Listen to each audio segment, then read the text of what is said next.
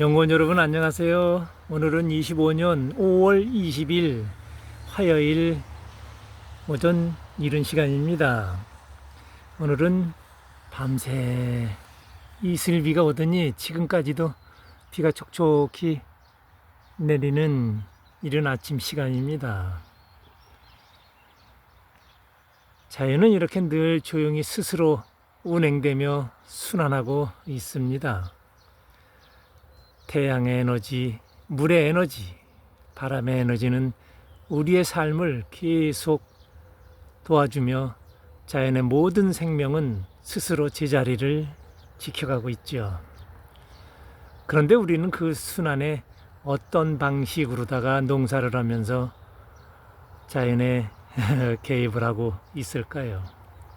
오늘은 조심스럽지만 연구원 여러분과 꼭 해야 할 공부가 있어서 이야기를 하려고 합니다.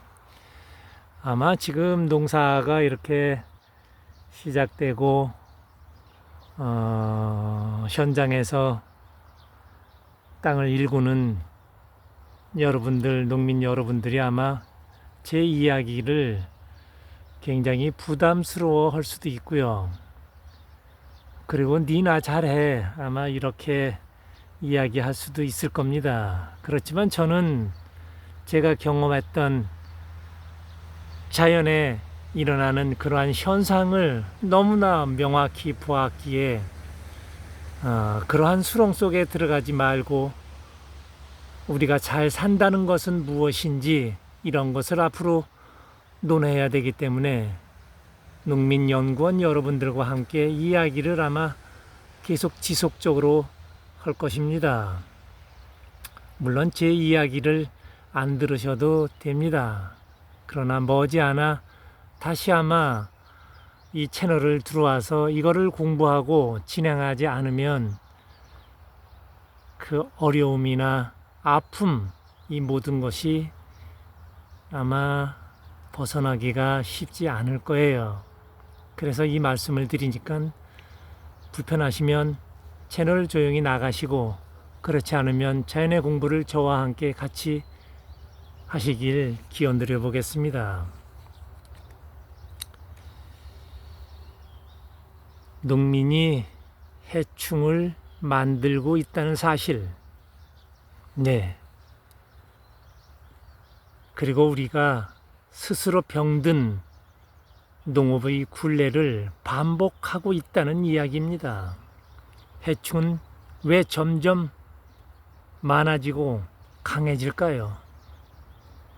종류가 많아진다는 것이죠. 농약은 왜 쓸수록 더 센 약이 필요하고 숫자도 횟수도 많은 횟수를 살포해야 되나요? 그 이유는 아주 단순합니다. 우리가 해충을 죽이기 위해 약을 쓰면 자연은 더 강하게 해충으로 응답합니다. 그 결과는 뻔하죠. 농민은 또 약을 바꾸고 또 해충은 진화하고 결국 해충을 만든 것도 죽인 것도 다시 키운 것도 우리입니다. 화학 비료는 영양을 주는 것 같지만 조금만 많이 쓰면 토양 생태계가 무너지기 시작합니다. 땅속 미생물과 곤충, 균의 세계는 농사를 짓는데 꼭 필요한 조력자죠. 하지만 비료와 농약은 이들을 파괴합니다. 여러분들이 착각하실까봐 한 말씀 더 드리겠습니다. 화학비료든 어떤 영양제든 화학농약이든 천연농약이든 이 모든 것은 균과 충을 죽인다는 것입니다.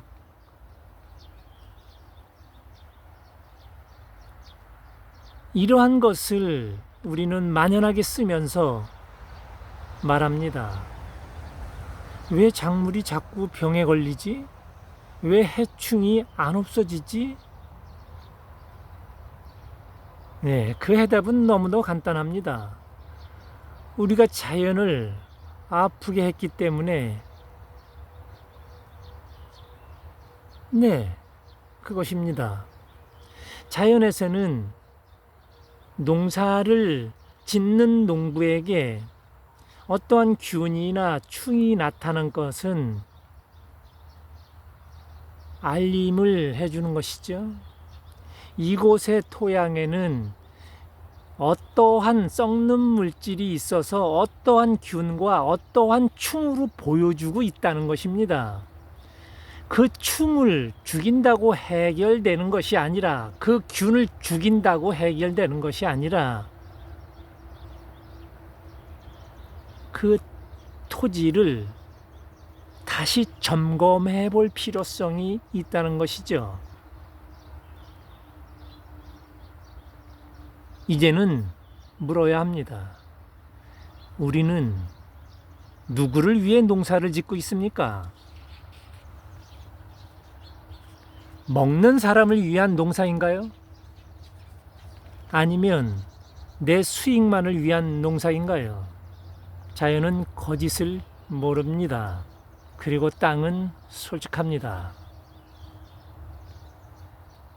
돈을 위해 뿌린 농약, 욕심으로 몰아친 비료, 그 모든 건 결국 다시 본인의 땅, 본인의 농사 작물, 나의 삶에 고스란히 돌아옵니다.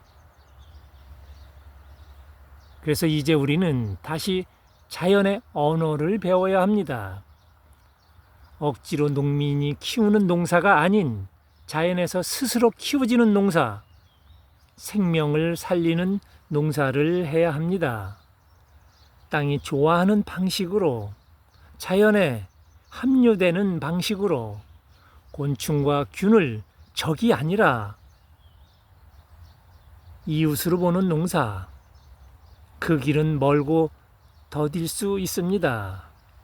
그렇지만 해충도 줄고 땅도 회복되고 무엇보다 내 농사 활동에 자부심이 생깁니다. 농민은 단순히 작물을 만드는 사람이 아닙니다. 생명을 돌보고 사람을 먹이고 자연과 더불어 살아가는 삶의 설계자입니다. 그렇기에 해충을 탓하기 전에 우리가 해온 방식을 먼저 돌아봐야 합니다. 이제는 다르게 살아야 할 때입니다. 농약과 비료를 덜어내고 자연의 속도를 믿어야 할 때입니다. 먹는 사람을 생각하고 자연을 존중하는 마음으로 농사를 다시 바라봐야 합니다. 그것이야말로 우리가 정말로 돈보다 큰 가치를 얻는 길입니다. 해충을 탓하지 마세요. 그건 자연의 탓이 아닙니다. 현장에 있는 농민을 가리키는 자연에서 주는 아주 고마운 존재입니다. 해충을 만든 것도 고칠 수 있는 것도 우리입니다.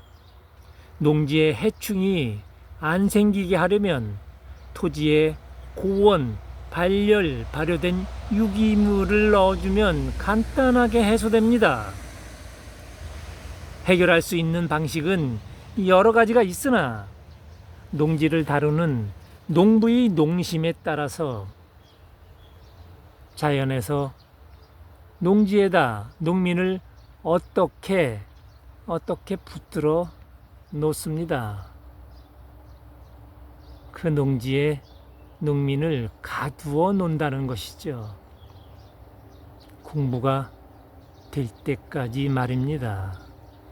이것을 모르고 평생을 보낸다면 너무 인생이 아깝지 않나요?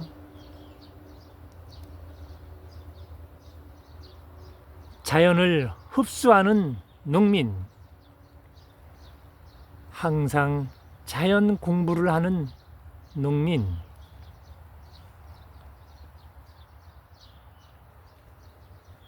이렇게 자연을 먹고 성장된 농민을 사회에서는 기다리고 있습니다.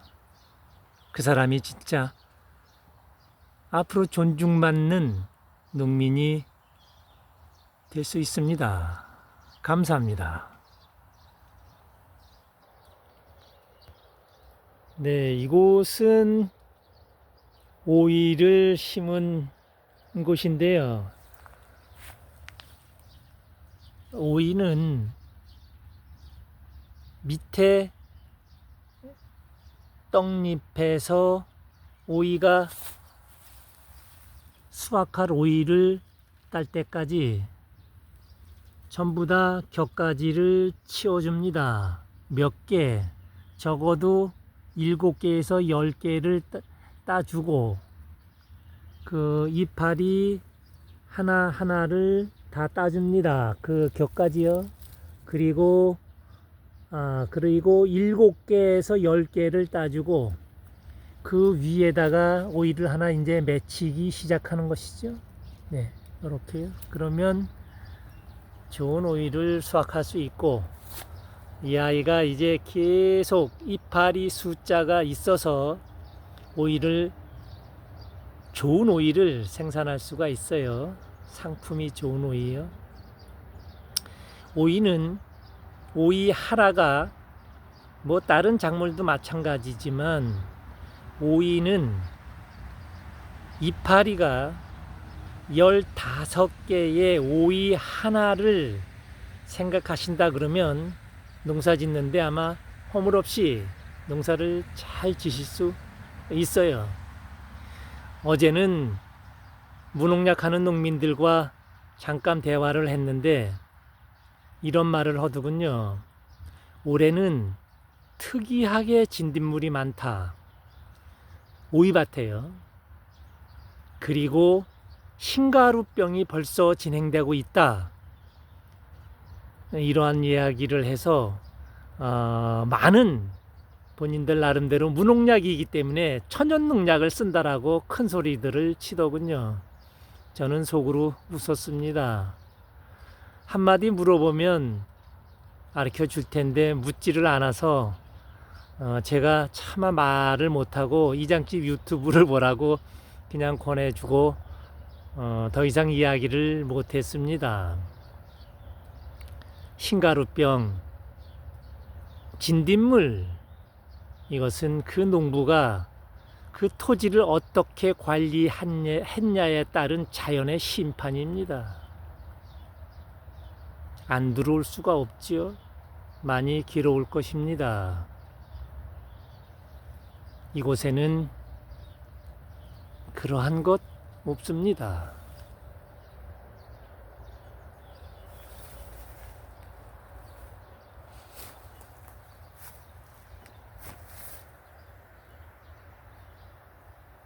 지금 화면에 이곳은 얼마 전에 씨앗을 파종을 해서 놨더니 이제 벌써 이렇게 많이 컸네요. 계속 화면을 보신 분들은 아마 기억나실 거예요.